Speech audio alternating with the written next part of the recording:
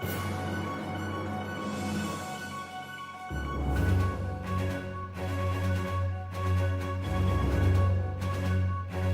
everybody, and happy Friday. It is Friday, and that means it is time for my Friday Reads selection, where I talk about the latest book that I have read. And today I am so excited because the book is from my favorite author, Stephen King. I'm going to be talking about 11/22/63. If you have not read this book yet, you need to get it. So it's been sitting on my shelf for almost a year now. I think I picked it up at the public library during one of their Friends of the Library sales, and it's a heavy one. It is 849 pages long, very true to Stephen King's long writing. So I haven't picked it up, and it's just been sitting there on my shelf, and I've been wanting to read it, but haven't really thought about wanting to read something too heavy. But I decided to do it. Just crack that book and start doing it. So we're going to talk about 11/22/63 in just a minute. First, I want to read the description. All right. In this brilliantly conceived tour de force, Stephen King, who has absorbed the social, political, and popular culture of his generation more imaginatively and thoroughly than any other writer, takes readers on an incredible journey into the past and the possibility of altering it. It begins with Jake Epping, a 35-year-old English teacher in Lisbon Falls, Maine, who makes extra money teaching GED classes. He asks his students to write about an event that changed their lives, and one essay blows him away. A gruesome, harrowing story about the night more than 50 years ago when Harry Dunning's father came home and killed his mother, his sister, and his brother with a sledgehammer. Reading the essay is a watershed moment for Jake.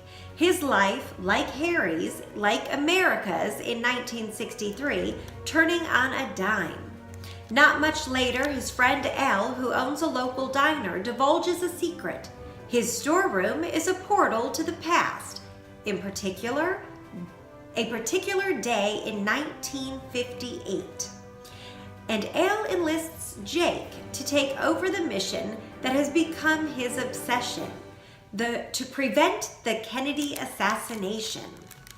So begins Jake's new life as George Amberson, in a different world of Ike and JFK and Elvis, of big American cars and sock hops and cigarette smoke everywhere.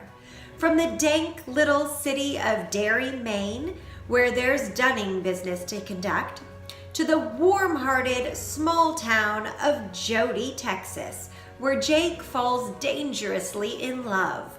Every turn is leading eventually, of course, to a troubled loner named Lee Harvey Oswald, and to Dallas, where the past becomes heart-stoppingly suspenseful and where history might not be history anymore. Time travel has never been so believable or so terrifying. Okay, if that description does not intrigue you, then I'm really not sure what will. This book was by far one of the best books I have read in the last year. I'll say it. In the last year, this is one of the best books that I have read. It is 5 stars all the way. Writing, story, characters, appearance. I mean, check that out. I mean, we will talk about the cover in a little bit. But what? It's awesome, right? It catches your eye. So much information there. So much. All right, we'll talk about the cover in a minute. Okay, so that is the description. It is by Stephen King. If you have been watching this YouTube channel or if you have been reading my blog, you know I love me some Stephen King. I just can't put his books down. I love to read his writing and his stories and see where his twists are. Yeah, it's good. It's good. So I love reading. I will be the first to admit that if the story is good enough, bad writing doesn't necessarily ruin the experience for me. Because of this, some books may receive a higher rating just from me, simply because the story was that fantastic. And maybe other readers wouldn't necessarily like it. Maybe they'd put it down if they see that typo, if they see, something wrong with it.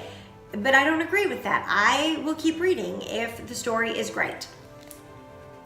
Creatively, the creative aspect of a story tends to outweigh the other flaws that some books might have. However, this was not one of those books.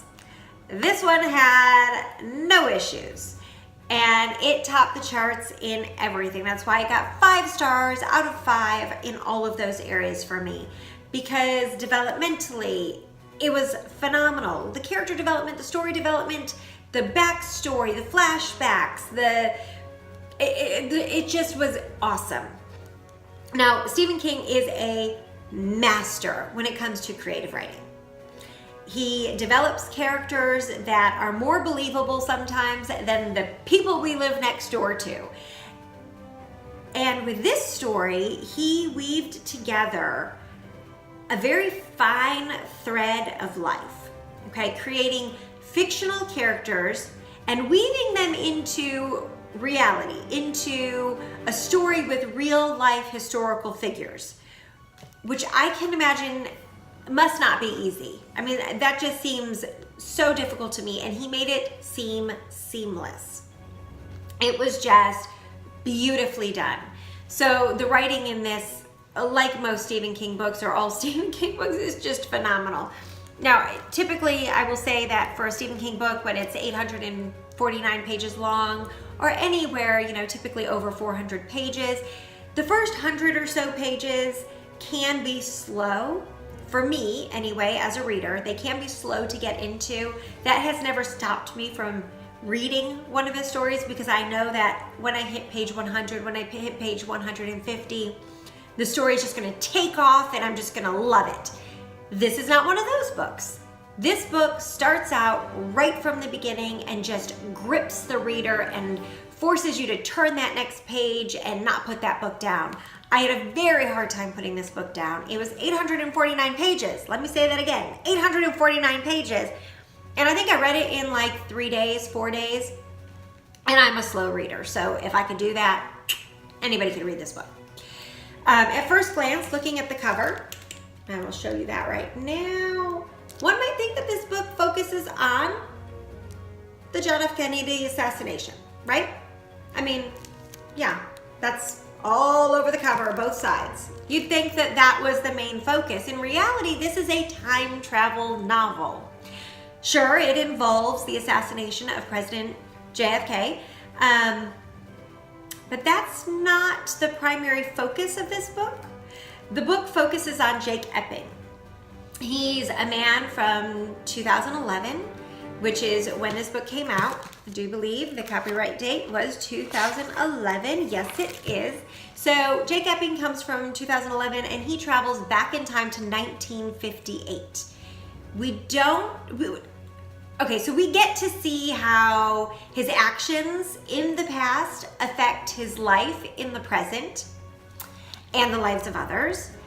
And it shows how the butterfly effect can have both positive and negative ramifications on the world. And of course, the history, our history.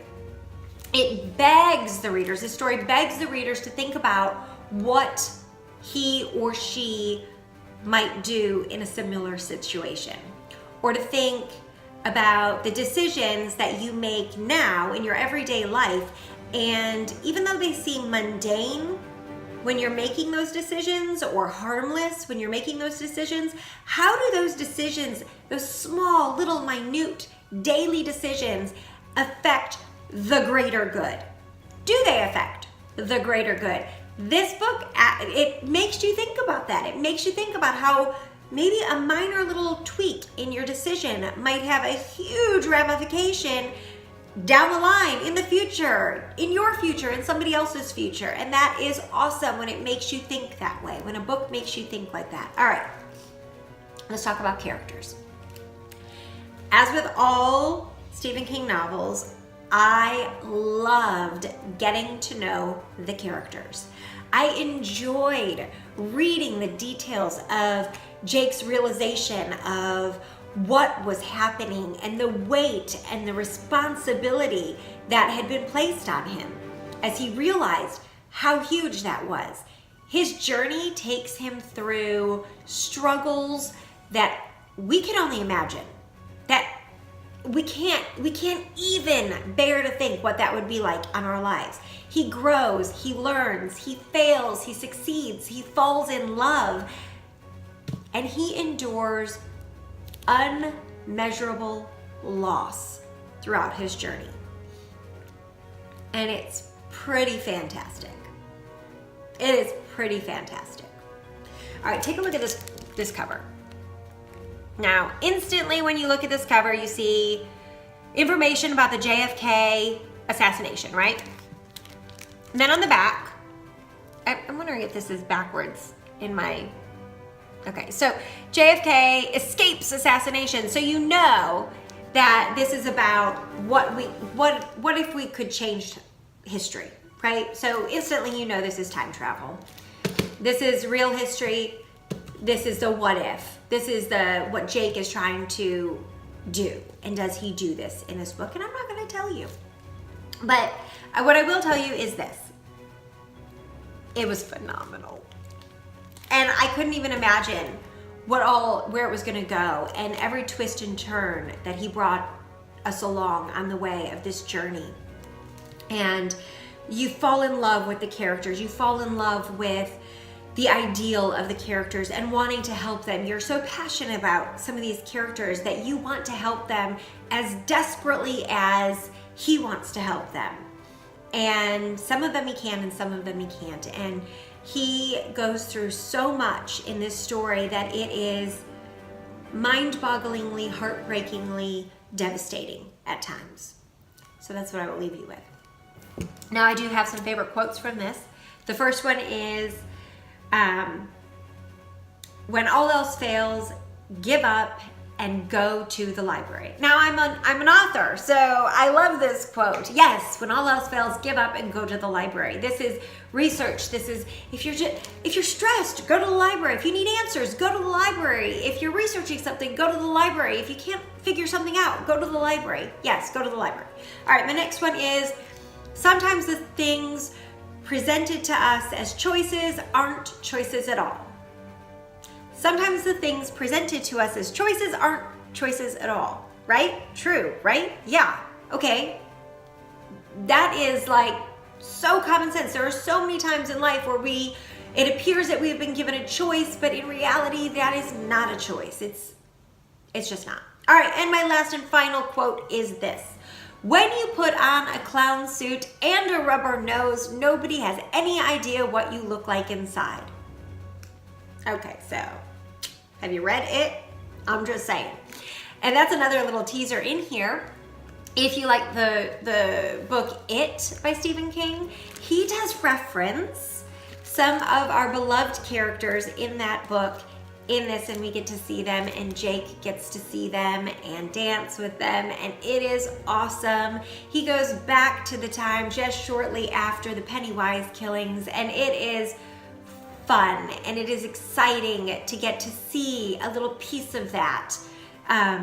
So yeah, if you like Stephen King's novels, if you like seeing Easter eggs in your stories that you're reading, he leaves them in almost every book, if not every book, and this one definitely has a few of those. So see if you can check them out. If you have read this book, comment below and let me know what you thought.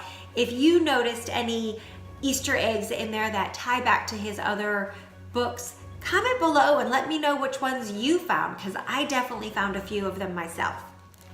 All right, on Sunday, during my Sunday screening video, I will be talking about the Hulu TV show, the Hulu show, 11/22/63, and let you know what I thought about that, because This was turned into a Hulu original.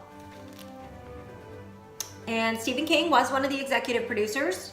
I will not tell you whether or not I liked it or did not like it until Sunday. So if you want to know what I thought about the Hulu show on this book, come back on Sunday and check out my video. In the meantime, click subscribe above or down below. You can also click on my little face right over here. If you want to be notified as soon as any of my videos are posted, click on the little bell below. Don't forget to click like and share this video with your friends. Check out my latest video right over here.